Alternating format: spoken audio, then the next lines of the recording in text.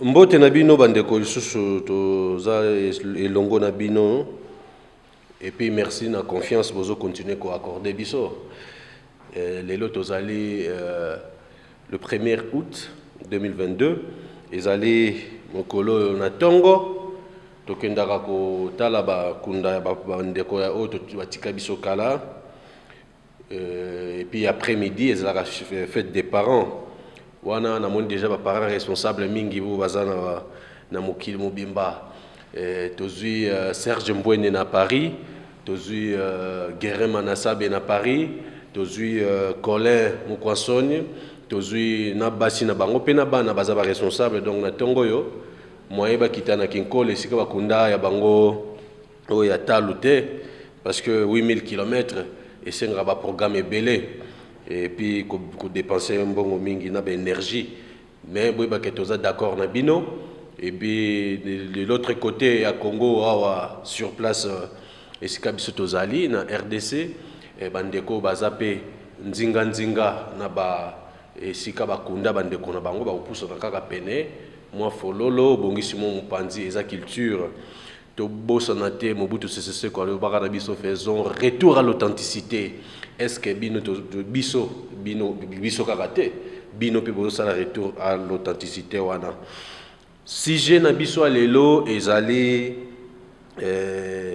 suite ya makambo ya développement to yambaka ndeko moko awa Prince Nanga za jeune moko jeune leader na OLE azali awa na Iziro boyo kaka déjà à l'époque lobelaki makambo ya na bémission elekaki lobelaki makambo ya Widal ya excellence Guy Luando topisi mbote belé lelo tokobetani sous suite kaka ya masolo développement ya ba province to lo lengeni to koyeba o wele ezalaki lo lengeni mikolo elekaki na lelo yango tozo benga déjà kota na plateau de biso ndeko Prince Nanga boni ndeko madame ndeko Blachard.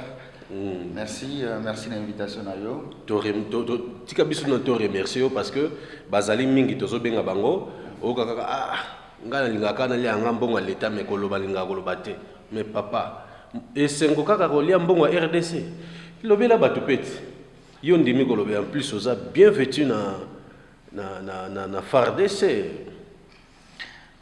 Merci ndeko Blachard.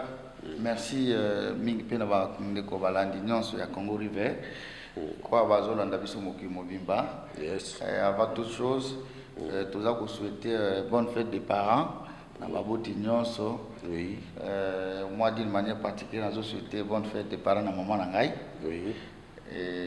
Parce que nazana papa tanga kombo na ye maman nanga Christine maman bonto azaka moko oui donc na souhaiter bonne fête des parents donc tous ensemble na bango bien que tous à distance oui ensemble na bango bien qu'à distance ngai pe en distance maman Charlotte Mwaka abotanga na tango Zaïre biso nyonso yo zala Zaïre oui Zaïre na pe na botami na Zaïre ya solo oui tango Zaïre ezana na Zaïre donc ozala na souci ya unité wana oyo mobutu danger papa Mobutu Sese Seko kukuwendo wazabanga atuka ezana kati ya Aden nazozongela yo totanga nano arrêté provincial zongi mwa moke esa eloko te arrêté provincial numéro 01 Seben bar 151 Cap Progou PHU 2002 du 30 juillet 2022 portant fermeture de la chasse dans la province du Haut-Ouélé.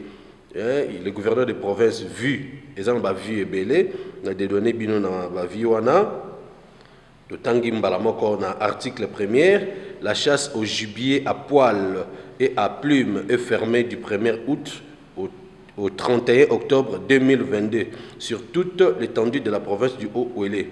Pendant cette période article D pendant cette période de fermeture en dehors des échanges traditionnels en milieu coutumier sont strictement interdits l'achat, la vente et le troc de la viande de chasse, qu'elle soit fraîche ou boucanée, sont également interdits pendant la période visée à l'article 1er, l'achat, la vente et le troc de cartouches 00, des câbles de pièges, des nylons, des pièges des animaux. Bon, en fait, pour un petit éclaircissement, arrêtez Oyo, ndenge toyoki, na ba expert, okimi biso mingi papa prince zala awa. Arrêtez Oyo tozuki pas ba expert, eza que ngongo yo nde banyama baza na maternité na bango, baza na fécondation ba oyo ba botaka baza ko bazaki na bazemi bazobota soki boliboboma bokoboma peut-être maman atiki mwana espèce moko boye kokota na nini na disparition pour que to continuer ko lier bango te, c'est pas bien. Donc ba pemisaka biso na ndenga mabete. Donc voilà l'information. Alors sur le plan sécuritaire, la sécurité est menacée de la République démocratique du Congo. Là, il faut qu'on le dise en face. Et moi, je commence déjà à comprendre que Ngongo yo tosaka buzoba en Afrique, il y a aucun sarande pour Afrique bongezaka mondele ici évolué. Journée à lobby na Kasinzi entre Bisona Uganda, MONUSCO, ba contingent ya MONUSCO wana to moni yango na ba image ezotambola ba forcer barrière et puis ba bomi moto lisusu. Réaction na makambo neza ndenge nini? Merci mingi Dego Blachard. D'abord na okipa mingi. Toyoka ka pasi mais to ça reloko ta. Et ya liboso naza na souhaiter va cesser condoléances na ba généraux ba officiers na biso ba oyo ba kufaki si les chats pour défendre l'intégrité nationale na biso. Ba officier. Oui parce que bato ba kufi eza ba agent de l'ordre. Ezali bato ba eza ba civilité, ezali bato l'état congolais tie bango na pas battre la frontière. Oui.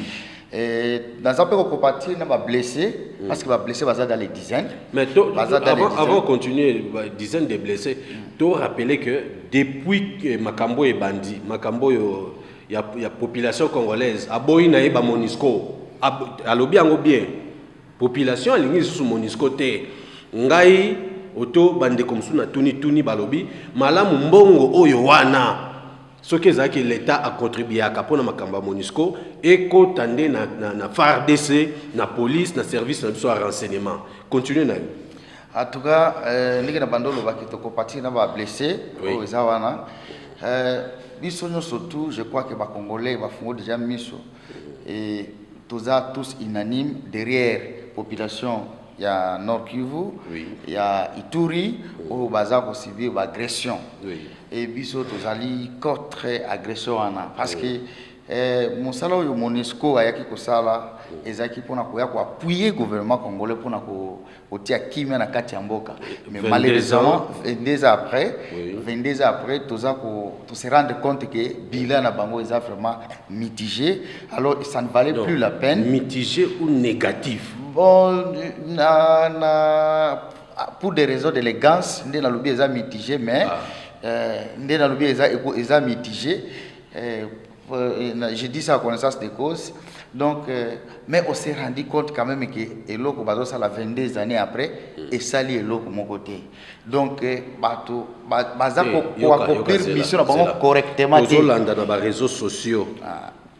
Kaka lelo te na ba réseaux sociaux na ba radio il y a différentes tendances toyoka bilan ya nani à l'époque bilan ya Joseph Kabila largement négative sikoyo susu to komi koyoka susu bilan ya Félix Tshisekedi Félix Tshisekedi béton largement négatif tozoyoka tika 22 ans après to lo bapé bilan ya MONUSCO. Il y a MONUSCO dans la République démocratique du Congo, ils sont largement négatifs. Admettons qu'ils sont vraiment négatifs. Et comme ils sont admettons. Oui. Congolais, j'ai dit ça à connaissance de cause, j'ai aussi mes arguments. On a démontrer qu'ils sont mitigés. Donc, non, vous savez, la MONUSCO est qui pour appuyer le gouvernement congolais. Si ça insécurité dans l'est du pays. Il est vrai que MONUSCO a beaucoup de l'union sur tout. Mais on s'est rendu quand même compte, il a fait ce qu'il a fait, il a déployé des agents dans ce terrain.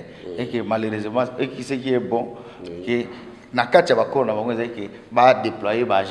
ils ont déployé plus de 20 millions. Ils sont censés appuyer correctement notre armée pour réussir la mission à Bango. Et que malheureusement, des places on a lobby que malheureusement, on s'est rendu compte que 22 années après, le logo Mogote à Malonga et ça l'a m'aider. Et par contre, le logo ils ont fait ça, c'est ce qu'on passe dans minute et ça que ils ne se rendent pas compte que bazar vous avez le côté et puis basali mabe tant de population a télémi a bandi ko yebisa bango que teno en tout cas bokende baza ko linga ko comprendre te bazo linga ko comprendre te et ça attendez prince Nanga RDC za pays à liboso te na Afrika po e boya MONUSCO et boya ba soldat o ba utaka na kombo ya ONU. OK, Angola Bangolais ba bengana na bango ba MONUSCO. OK, lelo kaka lèr ba MONUSCO ba kei lèr ba zena kombo na bango kuna na ba soldat wana ya ONU tango ba longwe na Angola kimi écoute kota te mais non seulement kimi kota ki mais aussi budget na bango elongwa ka ya ba G ba 4 milliards ba 10 milliards et comment ba 70 ba 80 milliards ozomona. Alors bandeko nyonso ya Goma Nord Kivu, Sud Kivu, toi derrière Bino. Bandeko tout bazo manifester contre Batouana. Tozo komi na ngongo ya combat. Tozo soutenir. Tozo bunde ezas ko na patrie. Tozo derrière Bino. Ba o ba okufa tokolela bango tokokoma bango. D'ailleurs, tozo proposer déjà Panthéon. Et si kamoko bo tokokoma bato nyonso yo bakei kaka na kombo ya patrie. Notre patrie c'est la RDC. Et le courant parce que il faut MONUSCO emballer déjà valise naie akende atika biso mogoto to salanani ezaneti yo bengi au secours pas voisin nyoka bimelo na ndako bengi au secours pas voisin yaka o denga ko manyoka wana olie voisin asunga yo bare nyoka yesu ko azo pesa so nyoka wana biloko ya kolia po nyoka tikala ka ko zala na ndako na et par conséquent biso to monique il faut ya kende et puis mbongo oyo l'état congolais ça c'est notre argent et dans mbongo na biso ba contribuer avec congolais mbongo oyo ba congolais ba futa kana ba pako ba futa ba na oyo bango bato MONUSCO bazozwa oyo conseil de sécurité des nations unies bazwaka ils ont réduit budget na biso mais tandis que nous n'avons pas nous avons plusieurs défis à relever dans le pays na biso il y a pas de route. Il n'y a pas des infrastructures de base, il n'y a pas de... Donc, mbongo wana ya bato MONUSCO ba kende comme ça to senga na président Félix azwa mbongo wana to investir ngona banzela bazwa mbongo wana to tia ngona programme ya 145 territoire na route asphaltée to zwa mbongo wana to bakisa ngona côté ya gratuité ya enseignement to zwa mbongo wana to tia ngona na secteur ya santé la justice na ba infrastructure de base surtout papa Gilles Alengeti ba pesa epena ba milliard pona musala zo sala wana ezaka vunde bongo ba pesa ba milliard nyonso tout mais ba tiango non ba milliard nyonso tout ce que so ba pesa ba milliard tiko banzela to ka sfatira nini ba école to ko ndenge nini to ko sala ngo même ta bongo wana to ko sala ngo programme to ko sala ngo ta programme yo kana fungula yo ba infrastructure de base na pays na biso makasi bona lobi boye tant on a vu papa Gilles Alengeti ba pesa ba milliard c'est-à-dire tout président Tshisekedi Fachi Beton atia ba mbongo ebele na justice. Oui, atia bambo ebele na justice. Na lobi kaka te ke atia bambo ebele na justice. To yebi ke état de droit ezali justice ndeza vraiment pilier ya état de droit. Les autres tambola bien état de droit ngo. Les autres tambola bien parce que justice les autres ça la quand même musala nae d'une manière indépendante. Pour évaluer état de droit, to rotiango combien de pourcents? Bon, nga na rotiango 50%. 50%. Ouais. Et avancer quand même à 50%. C'est que 50% déjà récite. Et là déjà moi récite parce que au moins avec patrouille financière où le président de la République a chargé dans Gilles Alengeti a ça vraiment ça les hommes na les lots muto comme ko yiba ce qui muto zo yiba bon ya l'état azo yiba mi azo tala a yibi pe atali sima ezali so sur liboso tene ezali muto yibi o yibi na suivi ezate lelo so yiba na yo mais keba siko to c'est comment moké eza divertissement na sepelaka na photo ya vie Alengeti a bêtise ko veste bleu a otalo kaka boy Yo moso tali photo binano. Et puis obi valingeta beta ba veste ba chemise boete ya beta ka col mao. Et au bangi ça penza donc et puis ba couleur mo danger. Ce qui a blété ça grise. OK. Alors tozo kota directement na sujet parce que la justice aussi c'est le développement. Dernièrement tosolola kamingi.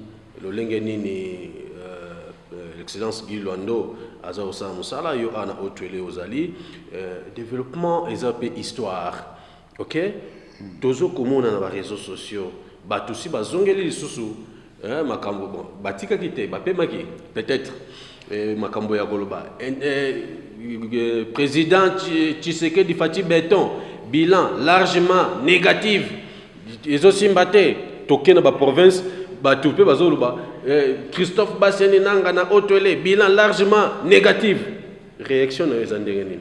Merci beaucoup Ndeko Blanchard. D'abord na kopesa précision moko bilan ya mutu basala kango na suka ya mandat na ye. Pour le président Félix, donc je crois que tout taxé que le bilan est largement négatif comme certains le disent. Oui. Selon moi je veux dire qu'il y a quand même des avancées. Il y a des avancées. Oyo président de la République a sala yango notamment na utiko sita ngomoko wa système wana ya patrouille financière eza avancé moko ya munene pour na RDC il y a système wana patrouille financière eza avancé moko ya munene eloko ezala kite kaka ndenge na lobaki lelo mutu ko yiba na République démocratique du Congo bato oyo bazamba passer des responsabilités ce qui oyibi lelo il faut y avoir kite non IG Fazali na sima. Et donc pour na ko yiba lelo aotaloboy. Donc ce que zo yiba il faut obakisa mayele, il faut avoir une intelligence état c'est pour sans trace parce que tu vas papier zate ba justification oyo et ko convaincre vigilité en tout cas yo au peli moto.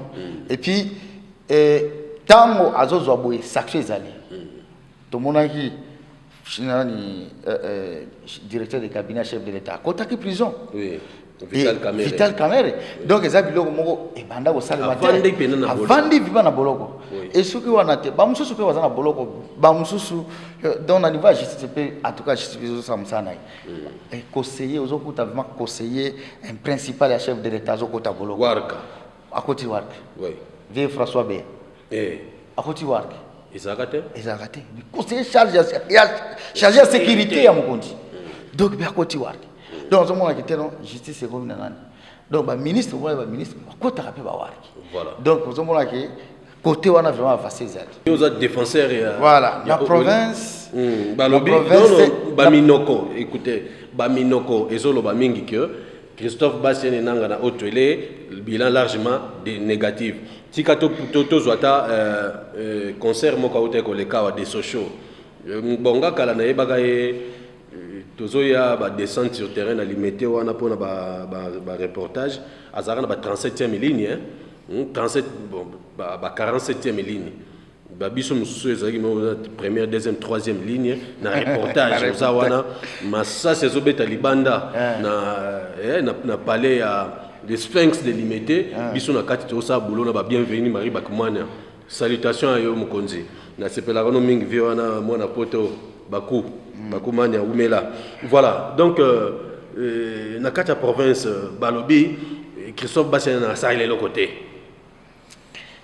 bon oya à niveau province ce qui motalobi que excellence gouverneur Christophe Basseni nanga asali le côté pour na biso pour na nga na yoki mawa pour na moto alobi biloko wana et puis moto wana ce qui za sonité ce qui za NT na boyeba na kozanga eloko boyebisa ite bon tant sous biloko azo sala eza kombo na ngo jalousie Ndeko Blanchard biso tozali bana mboka oyo tobotami awa tokoli awa bango pe baza bana mboka awa non ya yeko to ya ozo illustré non aza kutu muta awa te ayeko ya aye mission ya yebi autorité ayebi autorité ko lekanga ozo ko pa bato bazo attendez bato bazolo ba gouverneur Christophe Basseni nanga bileza largement négative baza bana otwele te. Bon bana otwele boy baza d'abord mutaza libre na ndenge ya apprécier mais na lingaki na expliquer bango comment place ni touti. Oui, touti wapi? Touti wapi. Otwele à 2017. Otwele à 2017-2018. Honorable Christophe Bassia Nanga akuti province ndenge nini? Akuta kengo désenclavé. Oyo eza acclavé. Akuta kengo désenclavé. Te nazolo ba province ezaki acclavé. Donc nzela ezalaki te. Ozobima bandeko balobaki no, okende wacha na 2017 zela bandeko babangolo baolongwa wacha mukolo moko kolongwa tongo 6h bakomi ndeko Blachard na osenga ofi motika ngata pona expliquer bandeko balangi na biso ndenge touti oyo honorable Christophe Bassia Nanga sali na province na biso eza ya minene makasi mingi yekutu so obiti toko sala ata bon parce qu'il ne faut pas parler à bilan c'est dans noté ata évaluation mais déjà ata ça tonto comme on a bilan déjà to compte déjà na ata 85%. Il y a ndegeza positif pour sali nini yo kandego Blachard honorable Christophe Bassia Nanga kuti province ndegedi il n'y avait pas de route pas des infrastructures de base pas de bureaux.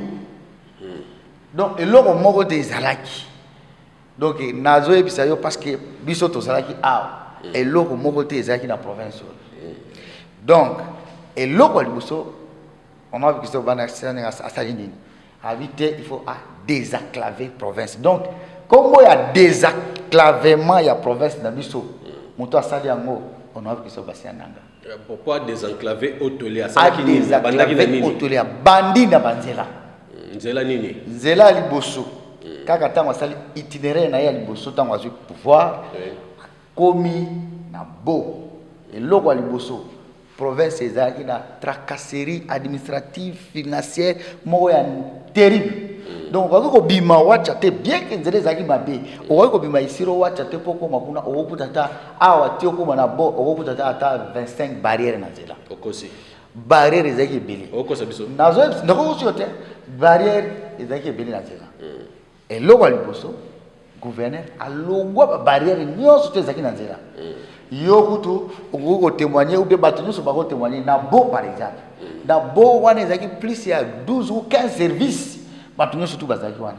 Je crois que loko liboso alongwe dans ba barrière pour na kotika population ya Congo totika banani ba peuple batambola na kimia nyonso bongisi alongwe ba barrière après kolonga ba barrière azwi détermination ya kobongisa nzela kobanda na bo ti na isio tosali nzela ya nzela ezalaki te kobanda wacha tina duruba wacha 14 km seulement ezaki calvaire Bourbier Ingi poto Ingi te donc bandina na wacha tena duruba 14 km seulement ezaki calvaire abongisi yango rapidement après kobima wana tozalaki na bubie mokwa Ingi ezaki lokola kindo bato mususu kutu babando benga ngo keteno wana eza ba phénomène paranormaux donc mais almoni yango ke eza phénomène paranormal te eza faisable atia akata Ingi babongisa Ingi lelo soko kina Ingi toleka wana na Ingi oyeba teke Ingi yango mais bongo siko bandeko wana apparemment babimaka te bazaka na bandeko wana babimaka bandoto mutaza animé na mauvaise volonté na haine na jalousie akolobaka oyebi ndeko Blachard muta union akobamba me likambo salite donc c'est normal Ingi tosoloka suma kamunango te toyeti zele kobi ici papa lelo ozobima isiro na tongo ozobima na bis lelo awa na isiro ozana olali na riwara des jours soko lingi okobima lelo Uganda même jour parce que nazo yebisa par expérience ngai na sala na bima awa na tongo na bis na komi riwara na katisi talali na Arua même jour Arua Uganda. Oui, Arua na bimi na tongo na ke Kampala. Na Arua eza 3e ville à Uganda, non? L'équipe dramatique automatique OK. Ti na komi ndo na bimi isiro Arua même jour. Oui. Donc et mais na banzela bozo faisable te. Ndeko Prince na banzela bozo kutana na ba na bayo bazo solar na ba Facebook te ba WhatsApp tokuta na bango kandi na lobi ki za jalousie na motema mabe ata soko zo yebisa mutulikambo akoko prendre peut-être te donc nzela esoika na nzela watete banzela nyonso te fungwami nzela lelo zo kende wamba lelo zo kende bole lelo zo kende mambati dernièrement na mambati organisation moko ya monene salamaki kuna ya ba gouverneur Misato il y a ancienne province orientale, qui chapeauté par le gouverneur Christophe Bassiainanga, tout le monde qui le gouverneur sortant, il y a Chopo Abibou Sakapela, tout le monde qui Mukonzi Alongaboni, vice-gouverneur militaire, il y a Ituri, tout le monde qui paie gouverneur sortante, il y a Bazouele, Mama, tout le monde qui a c'était quand même une très bonne chose. Et puis, nakati ya projet on a corridor oriental actuellement balabala ezana bavadili eza entre Bavangeli Otwele Bavadili Chopo et Kabwani na Maya Enva projet yango yana ya okende ti bafasende et comme na niveau nini ndeko journaliste omoni ke ozo kata ngai parce que na rien na komela place wana parce que omoni place na silisi na nzela te na yebiso ke na côté nzela donc toza donc to province na biso et comme vraiment référence na République démocratique du Congo to bimi to tika makamba nzela to kozongi la question na wana makamba nzela bureau même ya représentation de province ezalaki te Bikok moko ezalaki awa pembeni Bikok moko ezalaki wana ya gouverneur sortant mutabongisa kango ezalaka kutu ya Sefi babongisa yango mais bureau moko ekoki même ko contenir 20 personnes. C'est vrai. Mais lelo tala gouvernorat na biso ndenge za ko poser lelo bâtiment ya gouvernorat na biso za parmi bâtiment aux enviés na République démocratique du Congo. Donc ba ko classer province na biso parmi province oyo za na bureau gouvernorat ya bien. Donc en dehors de ça résidence ba gouverneur. Moni résidence ba gouverneur. Lelo na résidence ba gouverneur ezana différence te na mutoyo azana akokoza na Montfleury na Kinshasa ou bien akokoza na n'importe quelle ville du monde akoka moloko moko te ezana résidence ba gouverneur donc ba conditions nyonso te za réuni eloko ezala kite.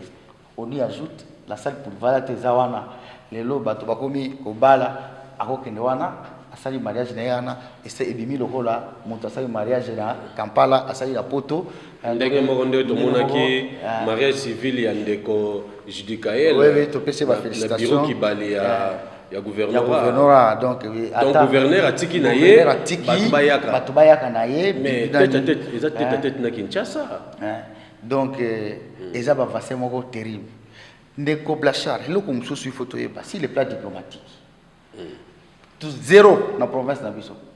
Liboso. Mais les autres commis parmi la province a visité. Donc à l'époque, la diplomatie de la province était néant. Diplomatie est l'autre beaucoup oui néant. Donc et l'autre mon côté ezalaki na ogoyo sa même ata 6 mois oyoka te ono batu ba uti Kinshasa. Ndeko Blachard lelo chaque jour délégation to bandana otanga eza histoire to bandana otanga badani bayakawa ya makasi ya liboso ya makasi to monaki na régime ya honorable Christophe Bassiananga to mona mama Denis Jakero ye mama Mokonzi première dame akomi ba cardinal de Lambongo akomi donc haute personnalité conseiller chef de l'état Papa Bruno Miteo ou azali chef de la maison civile chef de l'état azala kiao conseiller chef de l'état bazalaka pas plus que la semaine passée tout le monde qui a conseiller chef de l'état moko azalaki akete na wamba tozalaki na bango kuna na wamba place nini akede ko pesa cadeau ya chef de l'état ou va penser ensemble là pas gouverneur Jeep Land Cruiser donc du code 4 ba pesi yango 00 ba pesi yango pona évêque ya diocèse ya Wamba moyen tanga kombo ezate tango papa président de la République a pesi cadeau na évêque ya don di koete wana master moko lobby ye pena soki kala bapesi mutuka wana a démissionné na keteka mafuta na voilà tokotia mote parce que eza eloko liboso eza pe développement eza eloko liboso esa na pena province bapesi on gabi non mo konti vraiment nga musalisi na keteka mafuta na surtout le nzele bongi déjà akosala na ye déjà biloko wana donc moni et puisque pour votre formation lobby yango abimaki moko akumba yango ti awa mpona koya kotika ba collègue na ye bo bayaki ko célébrer na 25e anniversaire na oui ayaki ko célébrer na 25e anniversaire na ye donc sur le plan diplomatique to komi parmi les provinces enviées na Kinshasa soki lelo eza bato zokende bazokende batindo mission okende wapi soki atangi lola ba directement otanga otwele atanga otwele tozomona bato bazoya mikolo nyonso tout soki développement ezaka na mboka te ces gens ne pouvaient pas venir projet ya corridor c'est un projet gigantesque et puis un projet où ils ont l'intelligence intense. Est-ce que Sengeli est appuyé dans le gouvernement central? Normalement, il fait appuyer dans le gouvernement central. Parce que c'est un projet où ils ont comme ça vie, il y a population, il y a bana autoélé, pépélé makasimi. Donc au moni avec cette philosophie, cette logique là, et au sala que nzela et comment d'abord on cousse bato batika ba chemin détourné zile comme on cousse puis développer comme makasi. Mais pas seulement ça, et c'est aussi une manière de créer une route alternative. Oh qui était là ceux qui OK côté OK côté. Donc moyen bosala ba accident zate bokanga makabini surtout na banzele zate do babi ke mutu musu ake côté mutu zo ke donc moni que fluidité za nango normal. Alors fluidité za normal ba bis pe to ko mona ngo mingi na zero. Na comme la dossier wana ba bis. Ba bis soki moni que chef de l'état a décidé il y a repéré ça bis première province il y a bénéficier de bis il y a Trasco je crois les province na biso ce qui est la province ce qui est la leadership était il y a honorable Christophe Bassian gouverneur ba bis on a été donc avant le président de la République a envoyé ministère. Il y a même le chef de cabinet, le ministre national, il y a Trascom, Aïe, à Tamboli, il était persuadé. À Monique, à tout cas, Awa, tout le monde a dit, bis na otueli. Puis tu regretter. Et puis justement, le lot tout le monde a Trasco, ceux qui ont regretté. Donc, ils ont dit que bis musuya. Pour Nanini, pour Moussala, na auto les amis. Oui, tout le monde qui il se retrouve très bien. Na presse, où c'est la Transco, cargo. Oui, baba qui c'est un mot parce que Moussala, Transco, c'est la Moussala normal. Kende lelo awabu. Kende lelo la Mbote na bino Chief Chipamba, le directeur général de Transco. To PCP Mbote na ministre national. Azapé Mutomoko a bien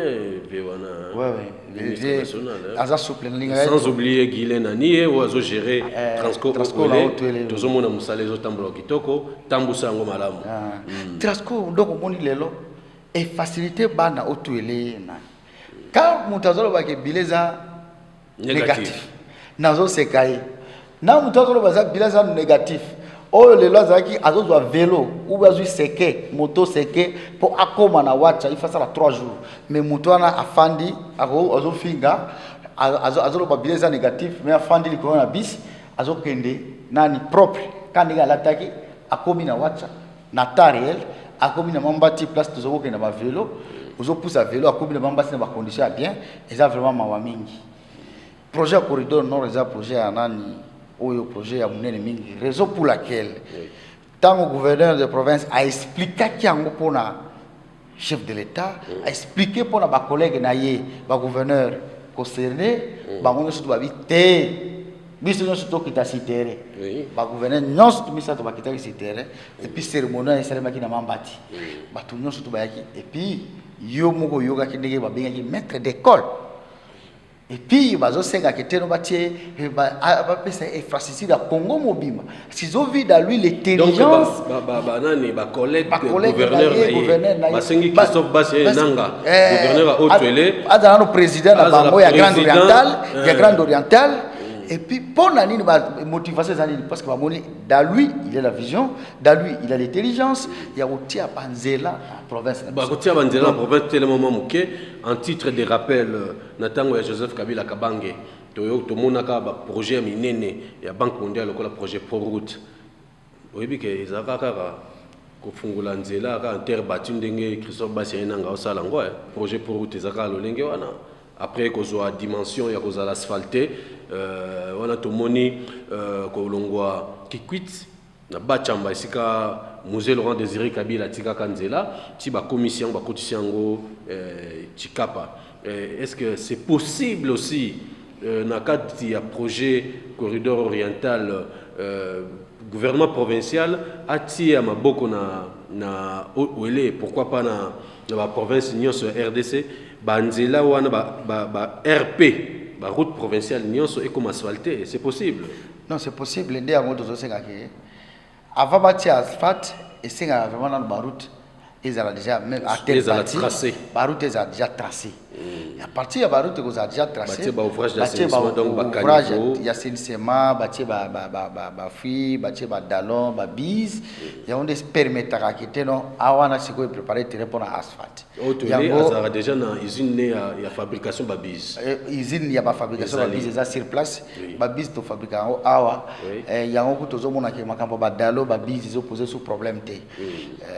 Donc de yango to senga na gouvernement central a appuyer projet on a corridor non appuyer projet corridor oriental ba appuyer yango parce que ça projet eza ko komisa ko bongisa vie ya population ya Otwele ya Grande Orientale mobile même ya RDC parce que selon les explications toyoka ki ya maître d'école le gouverneur Christophe Bassi Nanga alobaki boye le simple fait que nzela e uti Ituri na Ariwara et komiti na Bafwasende nzela oyo est relié Ituri na Chopo et ça directement le cola Ituri et Kangani na Kinshasa à l'aide ya Kisangani selon les explications tout là. À fait en tout cas ça nécessite vraiment l'appui vraiment qu'on nécessité appui il y a gouvernement central mais aussi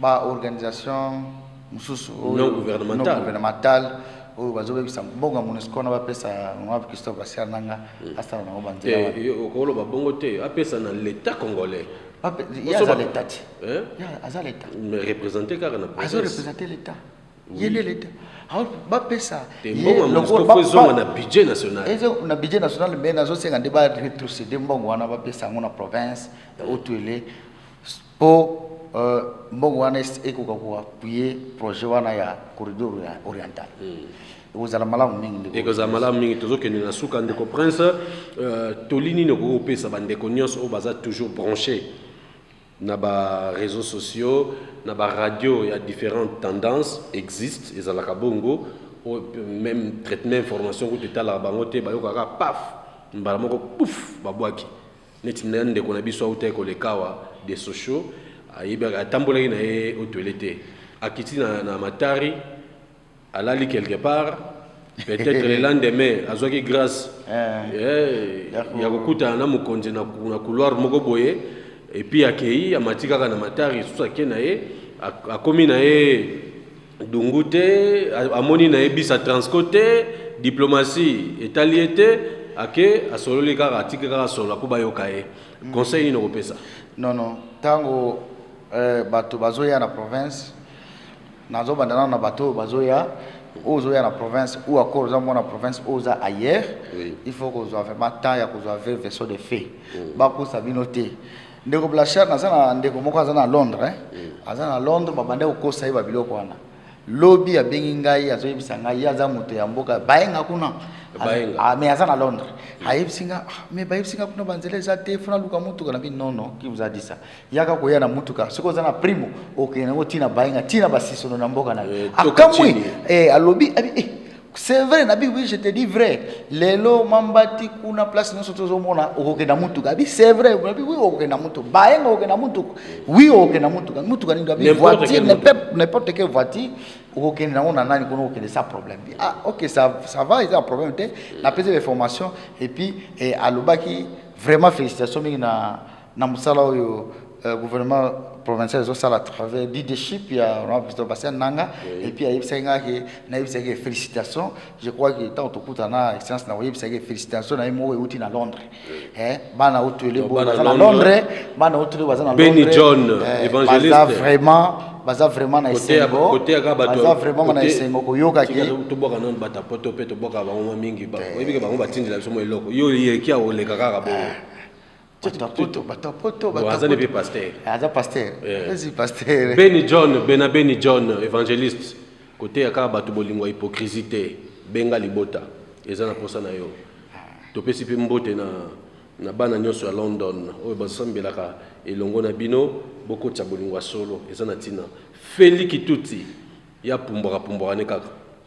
Monde à diamant, il y a la likuna, la pena na diamant, la mkana diamant. Tindela bisota, atinda biso ta dekara. Aya ko luka diamant na auto. Aya biso luka diamant na auto. Félix Tuti tindela bisota mo dekara diamant. Aya ko zonde dekara aya na mbongo. Aya na mbongo. Aya ndi na mbongo. Officiellement yesomba na ye. Aya diamant na auto. Oh. Soko yebi tenga na place. Parce que or. Soko yebi place diamant za. Or. Diamant zali. Ebele. Quantité industrielle. Quantité diamant zali papa tika na. Diamant zali. Après sa numéro nae ba diamantifère nyonso bien que biso talaka ambassade du système Diamezali aya ba ya investir merci beaucoup come to Isiro c'est fini come to doing the business Isiro baya usala business awa ba ko regretter loko mogote. OK. Donc je disais que Batumiki baza vraiment apprécié et comment par rapport à bandeko bazoloba otika koloba loba. Oui. Boya bino nyonso tuto sangana bo pesta makanisi po province na biso et que des sous liboso. To boya il est vrai que tozana kati ya démocratie.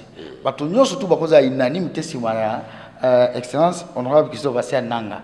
Mais tokosenga na bango baza quand même ba idée moko constructive ba yena ba proposition et surtout que honorable Christophe Bastien Nanga azana l'homme simple ce qui oye il n'est pas trop protocolaire oye na makanisi ya malamu oye bisi kiteno makanisi on azana ngoboy exact question convaincre muninga na makanisi si on convaincre allez on avance mais surtout bon me makande ba proposition o ezana intérêt ya province na biso ko finga ko loba bilan négatif tant za à distance ezana tira moko te yaka sur place mona parce que il y a même un petit là à l'obaki yango na ba réseaux sociaux bilan négatif mais ya za wapi azana buni je me suis dit na bitala petit tant on va passer vraie version a fait abandi sur ko senga ba pardon azo senga ba pardon puis à lobby qui était non azo soutenir a changer la vie a comme exorciser à lobby azo soutenir on va tout passer la ça nabi l'air au analyser vidéo et là c'est que ba komela ki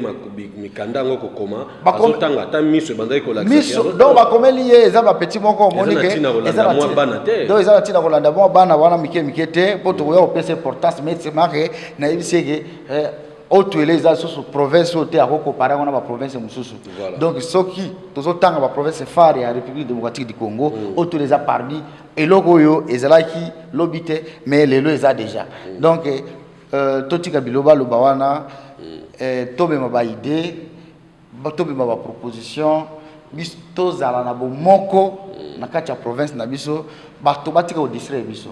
Parce que c'est très important, l'unité dans notre province. Il faut que Bana, autres les gens surtout baza unis. Il est vrai que Batumsu soit cause à la katia à diversité, tout bien aux adversaires. C'est tout à fait normal.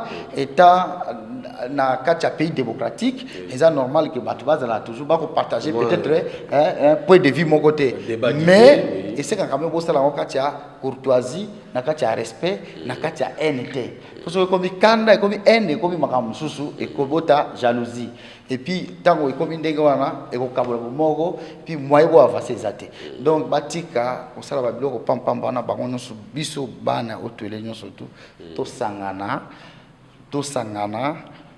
ba oyo ou bien biso ba oyo toza kondima pour soutenir honorable Christophe Bassia Nanga na vision na ye on avance et bato mosusu tozosenga nde baya na ba proposition kofinga kokabwana eza na tina moko te eza na tina moko te na province na biso, mais on insiste que notre province va mieux ezokende malamu koleka ba province mosusu nyonso tu ya Congo.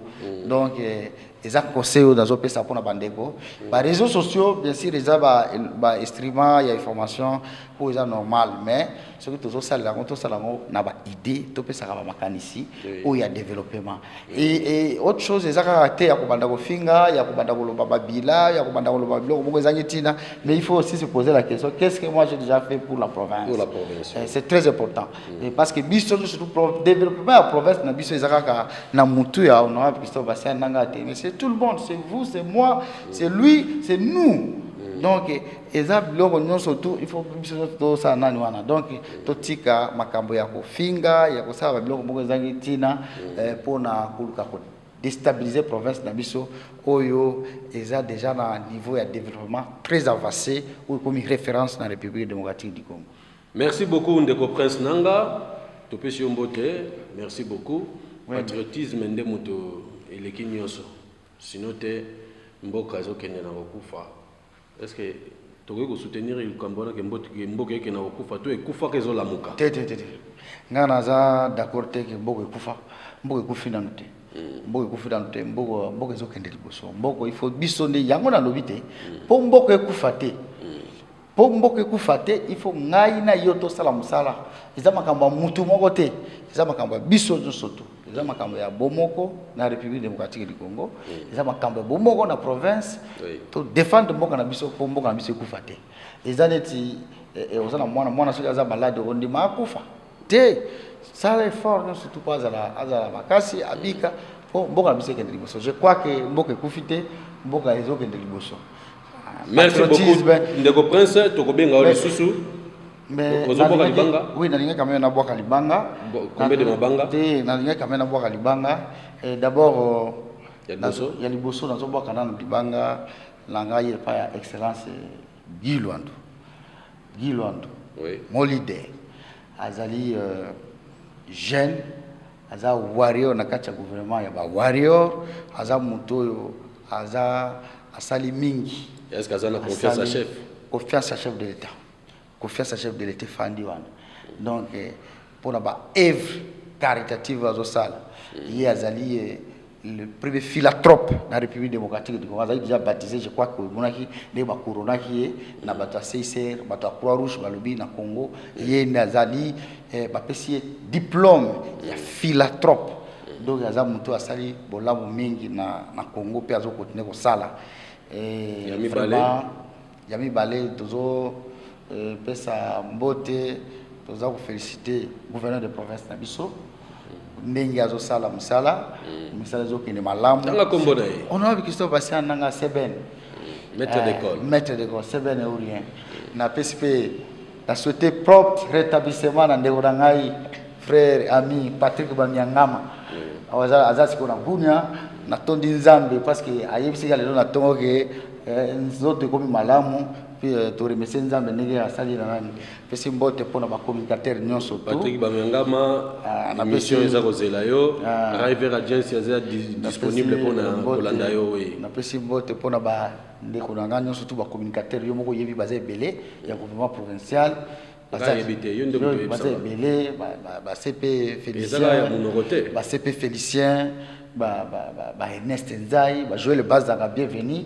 bango nyonso tu bazongi déjà na mboka pour soutenir honorable Christophe Bassia Nanga batu nyonso tu bazo partager même vision na nani na ba ministre provinciaux Boka Libanga Suka levé dans tout puissant Maman Dikaba Mungu njo chef Maman Dikaba Mungu njo chef comment Maman Georgette Georgette Aroy oui ye Mungu njo chef voilà ye Mungu njo chef bon. Merci beaucoup. Ceux qui ont quitté, vous comprenez, ceux qui ont quitté aussi sa bande. Ok, merci beaucoup. Ndeko Prince Nanga, te rappeler que Azali, jeune leader dans Katsa Oole, Yemora Lobara sans micro, au Boy Kondi Makaza leader. changer hôtelier. Papa, ndima kakati. Ya lobi bongo. Yo pendeko lobi oza opposant. Biso toza na posa bien micro eza pona bato nyonso. Toyoka benga biso numéro eza wana. To yambayo. Bo futi ba droit na yo po ndeko prince. Allez ça biso mo 500 balles. 500 balles pena kao. Et ça là qui bien to sombi batterie mususu ya matériel, to sombi ba pile alcaline, to sombi ba câble micro, to sombi micro sika, ça fait du bien. Contribution on a et ça rappelle madame. Développement ils occupé écoloté. Développement ils a pour na mutu tout. Congolais nyo ça ko inspirer de ko prince kuna ko lekana noté, to za na plateau, zonga na siko zaki. Développement, to za une obligation au salon et en plus to ko rappeler le ko moko ndeko Lumumba lobaki. Tika to benga fumu Lumumba. Histoire ya Congo ko Congo na congolais. Mutu mususu te. Ba soda MONUSCO te ba yo kota sécurité na mboko yo.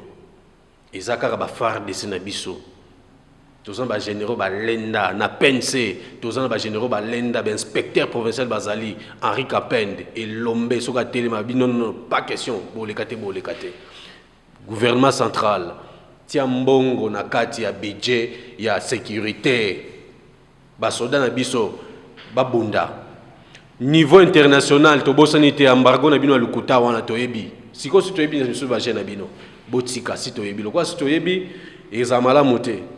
Pour me risquer un jour pendant bon bino tout bodi kaka botika biso mo congolais tout beta na maboko puis ma kofi pe mo ça mango bien système de ko biso e ba mbunza au sentir les kofi pene vandi tam sou pesa bien so bobo tekla biso minduki bobo tekla RDC munduki c'est une bonne chose embargo contre l'achat d'armement c'est-à-dire pour que nous soyons incapables de sécuriser nos frontières c'est pas normal. C'est pas normal. Alors, nous soutenons avec force et énergie nos compatriotes qui veulent actuellement que la MONUSCO rentre chez eux. On n'a plus besoin d'eux. Nous sommes derrière eux. Merci beaucoup. Bino Balinguignon soya vers agency. Tout ça pour la Bino. Téléphone abiso kangamarate. Eza rufunga mangonga nyonso. Moni ya téléphone blindé. Bo baksa biso mususu. Tokutani mususu na élément mususu koya.